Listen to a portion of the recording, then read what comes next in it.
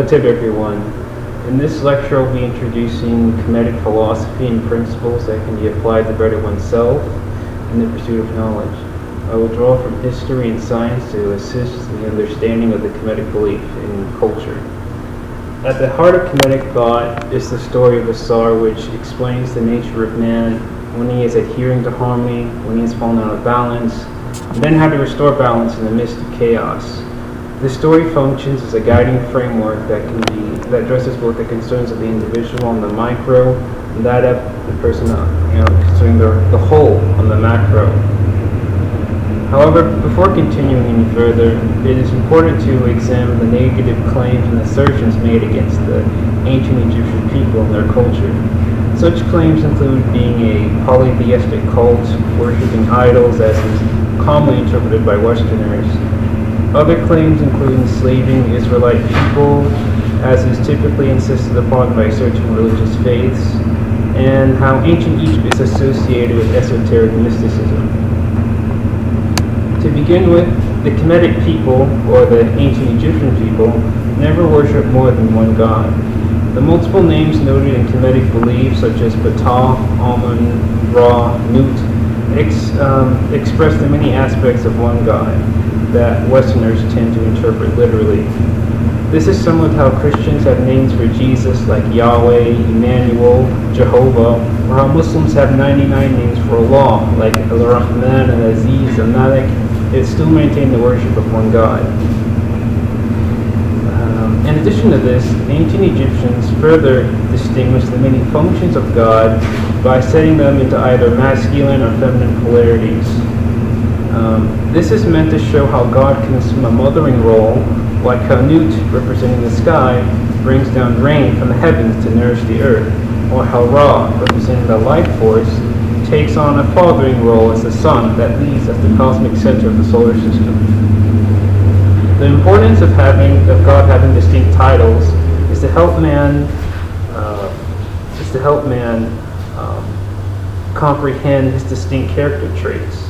In Kemetic literature and writings, you may see depictions of Nut or Geb in the form of a man in the creation story, because the ancient Egyptians were trying to illustrate how these forces of nature called Neteru function. And they knew it was easier to understand this if they were expressed as people rather than abstract forces. The belief that the ancient Egyptians worshipped idols is another misinterpretation of Kemetic spirituality. The statues present in different parts of Kemet, like Karnak or Thebes, represent language characters made of stone that conveys meaning and provides a sense of focus in achieving spiritual consciousness. This is why the Kemetic hieroglyphs are in the form of pictures. In one respect, this is equivalent to how Christians use symbolic representations such as the cross of Jesus, or a picture of Jesus himself, or Madonna and Child to serve as a pathway in the pursuit of enlightenment. Some might then wonder why there are statues of Ramesses or Nefertiti if they don't worship idols. Firstly, one reason is that the ancient Egyptians used stone images to account for their dynastic history of their prominent kings and queens that they honored, not worshipped.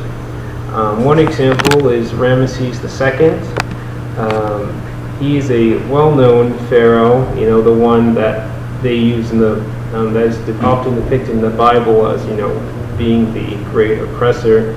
But he was he was like any other king, trying to push back invaders. At that time, he was facing the Asiatics, who were attacking Kemet, and so he defeated them, and so they noted his conquest in stone, and so it has a large stone image of him crushing the Asiatics, and so that's depicted in stone, but it's not like something they worship, like, as gods, just someone they honored and respected. And so the ancient Egyptians, they were not so ignorant to worship something made of their own hands as a god, given their high sense of principles and morality. Okay. The other reason is that the ancient Egyptians believed that foreigners would one day attempt to erase the identity of the Kemetic people. If one considers the numerous groups who invaded Egypt, Such a possibility seemed very likely. In preparation for such an event, the Egyptian monarchs made searching to show their likeness, so that their history can survive the ages. Unfortunately, the concerns of the ancient Egyptians were correct, with modern scholars now debating whether the original people of Kemet were black or not. From the arrival of the French, led by Napoleon, and knocking off the noses of the statues, and the Ottoman Arabs assisting in the erosion of the Kemetic identity, gives further evidence to this fact. Had not the ancient Egyptians made these stone carvings as they had, it would be far too easy for the conquerors to claim that they were another race of people. Now, let's examine the argument that the ancient Egyptian people enslaved Israelites. If we look in history, the period between the alleged figures Abraham and Moses, which was between 18 and 1400s BC, historically, Kemet was invaded by Semitic people from Western Asia called Hyksos. These Asiatics, as they were referred, waged a violent campaign in Egypt. It was their intent to uproot the royal line as they enslaved the ancient Egyptians and demanded tributes. Some European historians claim that the rule of the Hyksos was a more friendly invasion. Aside from the murder of King Tutankhamun, claim that lasted a little more than 100 years. However, Manetho, an ancient Egyptian historian during the reign of the Ptolemies in the 3rd century BC, documented the rule of the Hyksos for 511 years and described them as an obscure race. He said they came as a sudden catastrophic event who stationed themselves in the Avaris, according to the Egyptica. Such claims are further agreed upon by Egyptologists and historians like Dr. Yusuf bin Yakinen and Ashra Kwesi, who have studied Egyptian history extensively.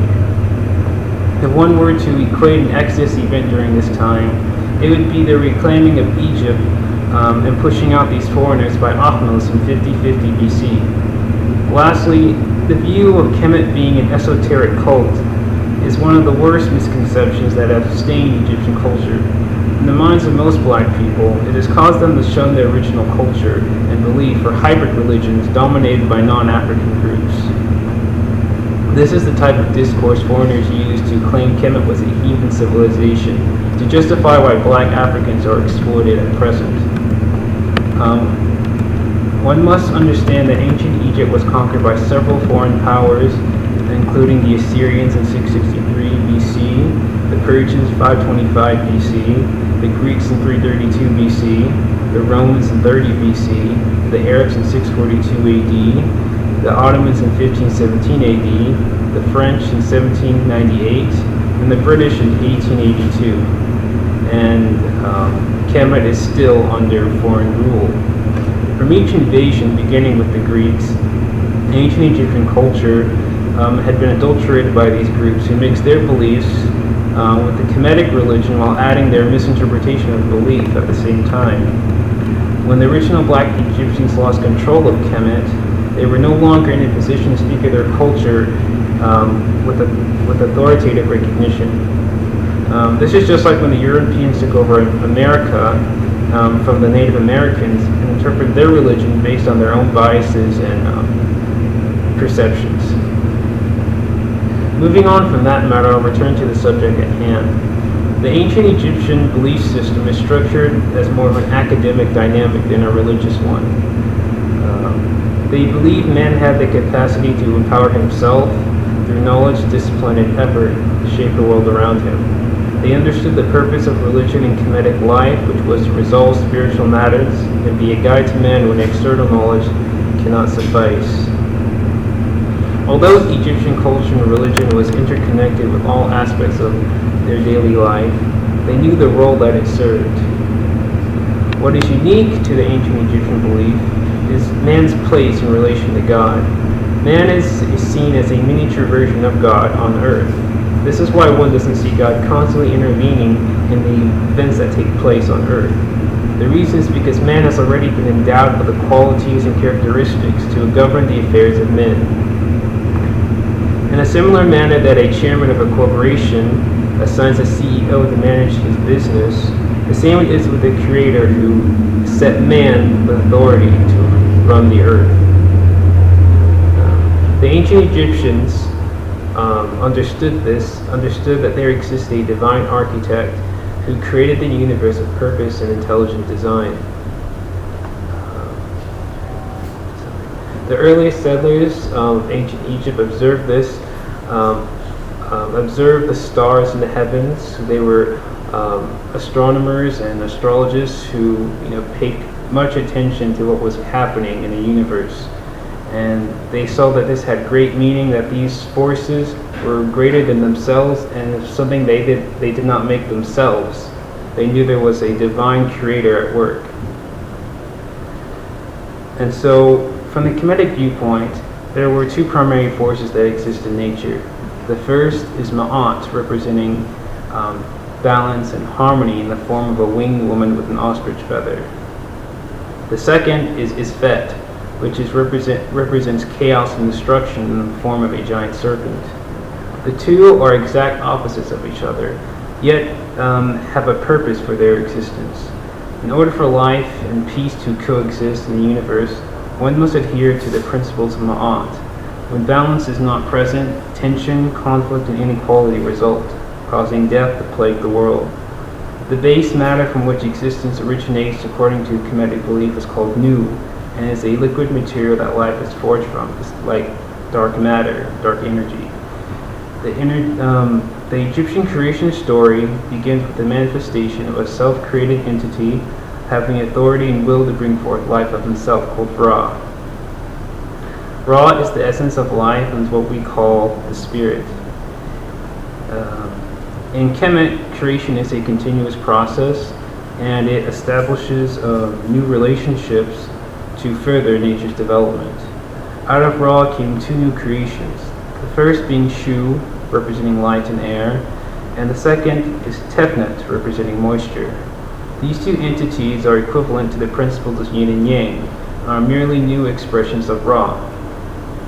From the union of Shu and Tefnut brought forth Nut, representing the sky, and Geb being the earth, adding further dimensions to the universe. When Nut and Geb are paired with one another, they produce man.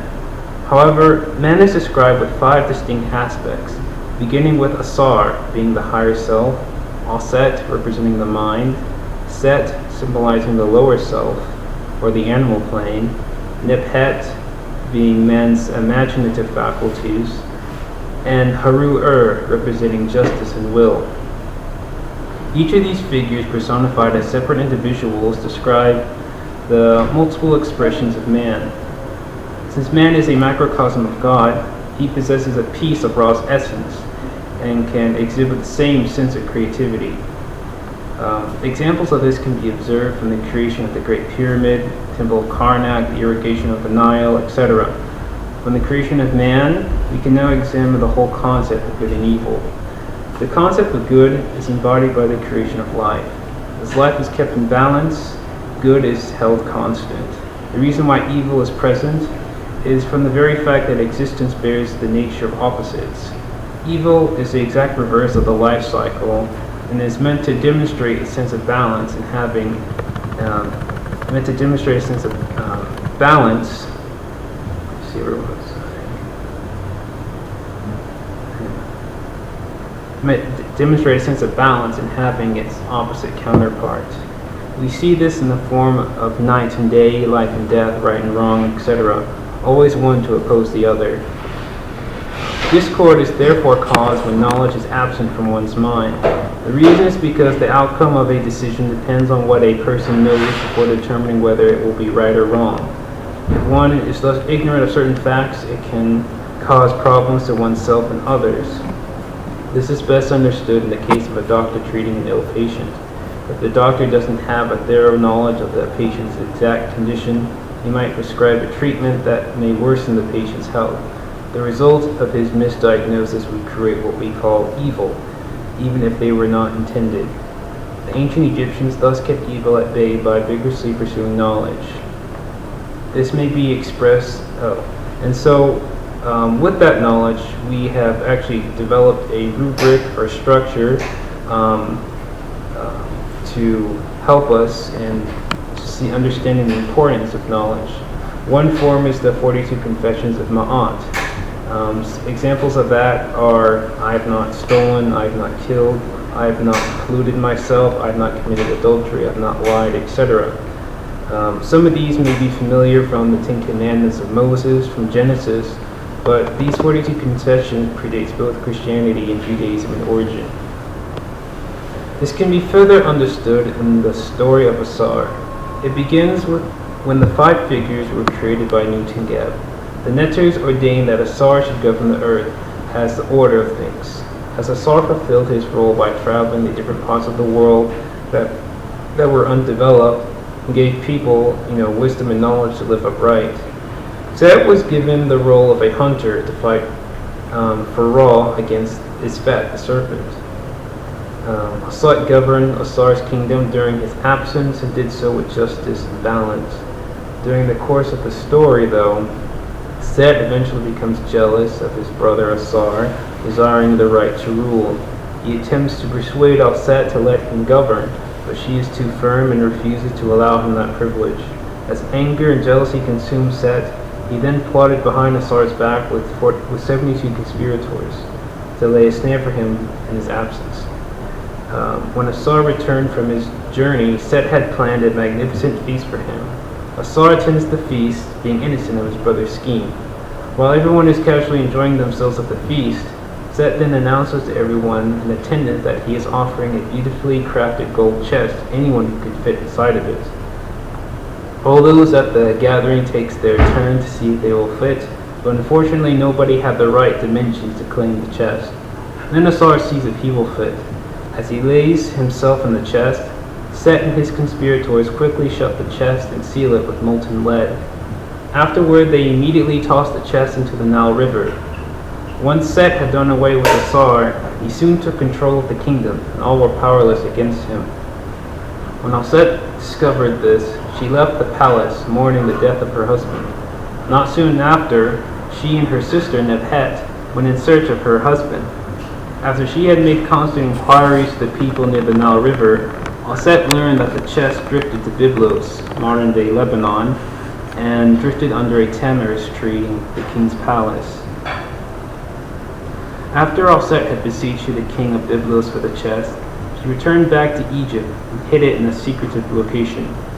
However, one night, when Set was hunting under the light of the moon, he discovered the chest with Asar's body fully intact.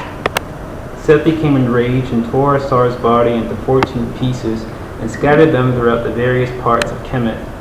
When Set learned of this event, she went in search of each piece of Asar's body to bring him back to life. Every piece that Set found, she built a shrine there. After a long and hard pursuit of finding each piece of Asar, she assembled the 13 pieces that she had found together. Unfortunately, though, the 14th piece was missing, being devoured by the Nile catfish. Set then prayed to Ra, and through him she was able to bear a child from Asar called Haru. Asar became ruler of the spiritual world that deals with the weighing of the heart for passage into the afterlife. Set is then careful to hide Haru, or Horus, from Set's watchful eye, and goes through the process of raising him to avenge her husband's death. When Haru, or Horus, reaches the age of 12, he becomes a teacher and grows in wisdom. At the age of 30, Haru is anointed by a priest called Anup and has 12 disciples that follow him. When Haru has matured in both knowledge and might, he raises an army down south of Egypt, even unto Nubia. And at this point, Haru is now ready to do war with Set. During the initial fights with his uncle, Haru loses the battle initially, and as he constantly transforms into various creatures to deceive Horus and his army. Haru, before fighting again, receives strength and guidance from Ra and Tahuti to overcome his uncle. Haru, after a long and perilous struggle, overcomes Set's army at every turn, fighting him vigorously to the finish. Haru eventually defeats Set and restores balance back to the kingdom, and all is well again. If one examines the Asar story, it is clear that it should not be interpreted literally. The Asar story must therefore be interpreted symbolically and seek to understand the functions of the characters and the events described. As was mentioned earlier, the figures in this story represent the faculties of man, and how a person can express oneself in various ways to bring forth either good or evil. At the beginning, each character was in their assigned role, and there was peace in Kemet. Since Asar represents the higher self, and Set identifies with the lower self, we know the two have very opposite natures and functions, but maintain peace when they're in their proper places. When Set ventured outside of his station and desired Asar's position, Isfet, the serpent, began to possess him. The chaos that was brewing from within would soon give rise to chaos from without. The entire conflict of the Asar story can be viewed on a micro level as a struggle within oneself to regain authority over one's weaknesses. On the macro, the story can extend to the magnitude of an international conflict involving many people. It is not important whether Asar and Set were literally brothers or whether they were fighting for the right to rule Kemet, but to look at the role that they played. There has been examples in history that help illustrate this paradox that we find today. In the context of the black African people in general, we have faced a similar predicament as Asar had. In the story, Asar had experienced a twofold death. The first demise was when he had been sealed inside the golden chest and tossed into the Nile River. The second death was when Set cut him into 14 pieces. We know a person can't literally die twice, so this obviously has a different meaning. The first death represents the loss of sovereignty of the black people around the world to foreign imperialists. The second death of being torn into 14 pieces can represent the African diaspora when they were scattered abroad and indoctrinated by their oppressors. If you recall, Asar was caught by deception in the form of a feast. When you look at the scramble for Africa during the 15 and 1600s, the European settlers initially claimed they wanted to establish a trade relationship with the African people. As more Europeans settled in Africa, they later deceived the African kings who took their land and subjected their people to apartheid. Set is functioning as a conqueror in this case and establishes a disproportionate system of government that benefits only a select few. When Set was trying to find her husband's body, this symbolizes the attempt to restore the authority of the African people in their land. When Set found Asar's body, Set hid and broke him into pieces. This represents the scattering of the black people from their homeland, as can be illustrated during the transatlantic slave trade in the 15th century. Set's pursuit in putting Asar's body back together can be viewed as the unification of the black people around the globe as one body. However, there was still the 14th piece missing. This piece can represent the resurrection of the will and having the wisdom and fearlessness to oppose injustice. The giving birth of Haru symbolizes the means through which the African people can reclaim what was stolen from them. As we have learned in the story, Haru needed to be raised and cultivated before confronting Set. This is similar to when the Roman general Aetius trained and learned the ways of the Huns before fighting Attila and his army in 451 AD. However, what must be noted is that the successes of the past may not be applicable to the present. Since time is constantly changing, one must adapt to the conditions of the era while also maintaining the principles of old. What the Asar story teaches us is that man has a responsibility and a special place in the order of things. When he allows ignorance and weakness to turn himself from the ways of Ma'at, all is turned upside down, causing his Fet to dominate. In order to prevent the destruction process, one must embrace the struggle of fighting for justice to set things right. In conclusion of this lecture, one can view the ancient Egyptian culture in a more positive light as opposed to the Western view. The principles and concepts of Kemetic thought show us that a person can better oneself and others by understanding the events of the past and the lessons learned from our ancestors. When we step outside of our role or allow others to do so, we let discord upset the balance, and one must therefore fight against the source of chaos to maintain peace on earth. This concludes my introductory lecture on Kemetic philosophy and principles, and I hope this was helpful to anyone listening and gives them a greater sense of perspective on ancient Egypt. Hotep.